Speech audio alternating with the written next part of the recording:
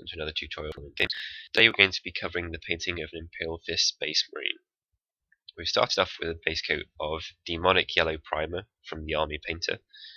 This is just a careful spray, 3 or 4 light coats trying to catch it from all angles because it's quite a three-dimensional model here, especially under the jetpacks and arms are easy to miss.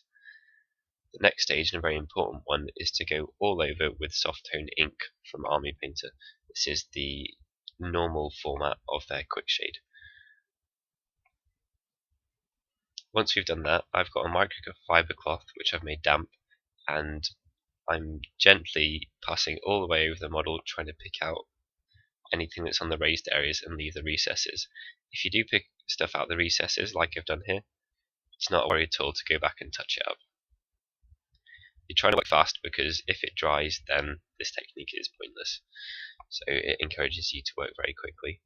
I fill the base with a layer of uniform grey, again from the Army Painter, just where the sand's going to be, and I've detailed everything pretty much. It's not going to be yellow with black. Edge highlights now. Army Painter's Demonic yellow mixed with matte white.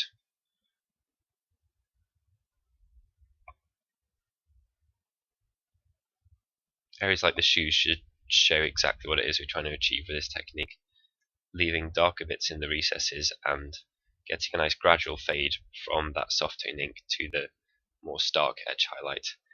We're going to the weathering now, which is done with charcoal from Vallejo Game Colour. Again, if you make any mistakes, get in there with a finger or a brush or something, and if you're getting quickly, there shouldn't be an issue whatsoever. Dabbing off any excess, make sure not to dilute this paint with water, as it really won't work for stippling. So these chipped effects need to be nice and small, and ensuring that there's only a tiny bit on, but it's quite dry paint is a very good way to do that. Red detailing now. This is Mephiston Red from Games Workshop, which is an extremely potent paint, really high pigment count in it, and it covers fantastically. Take your time with this stuff because as the paint is so strong and you've got quite a light miniature in general, it's very hard to undo mistakes. The eyes, I'm using a character brush here. This is one of our Kolinsky ones, so it's got a nice point, and rather than going in and dotting the eyes, I'm making wiping motions and passing over it until I've hit it to the extent that I want. I'm not fantastic at eyes, but I find that to be the best method. Second coat of the grey, again on the base while those bits are drying. And at this point I decided that I wanted black inside the jetpack, so I'd missed that out on an earlier stage.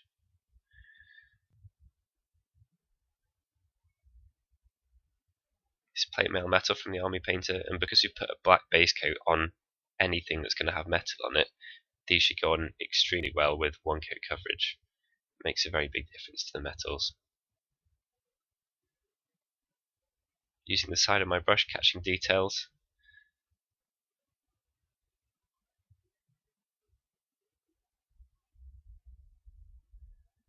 And at this point I decided that the red on the model wasn't balanced, so there was stuff going on the left hand side of the model but not the right hand side, so I decided to detail the gun there again with Mephiston Red.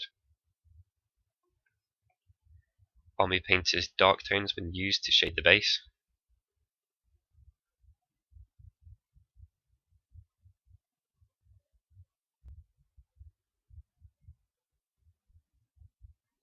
And I've used Bloodletter Glaze to pick out those red areas and pull them up again into brightness.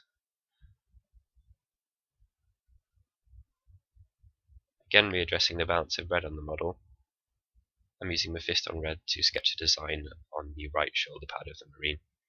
I've got it from the insides, and then that leaves me room to correct and extend those lines to the outsides if I want to straighten them up or sort them out.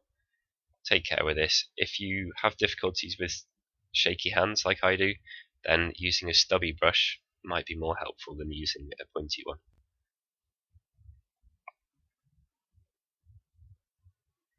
So Army Painter strong tone now on all the metallic areas. This is neat, which is how I use most of my washes, and I'm just making sure that nowhere gets missed. to homogenise that shoulder detail that we've done, as really it should have been done along with the first stage of the yellow.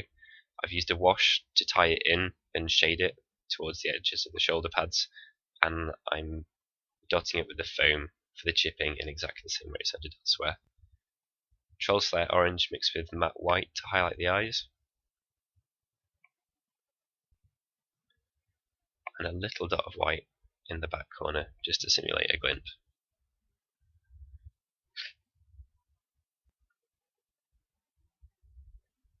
So I've detailed the edges of the metal with shining silver from Army Painter, and now I'm dry brushing the base. I've done it in that order so that any scuffs cover the entirety of the base in terms of the colours. Final touches: burnt sienna from Vallejo, just used neat, no fixative here either, as I'm putting it in the recesses, so it's going to be hard to get into there with fingers.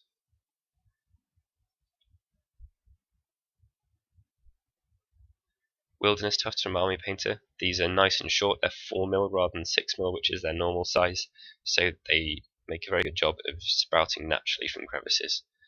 You get lots of little ones in a pack rather than a medium amount of medium-sized ones as well. And we're done.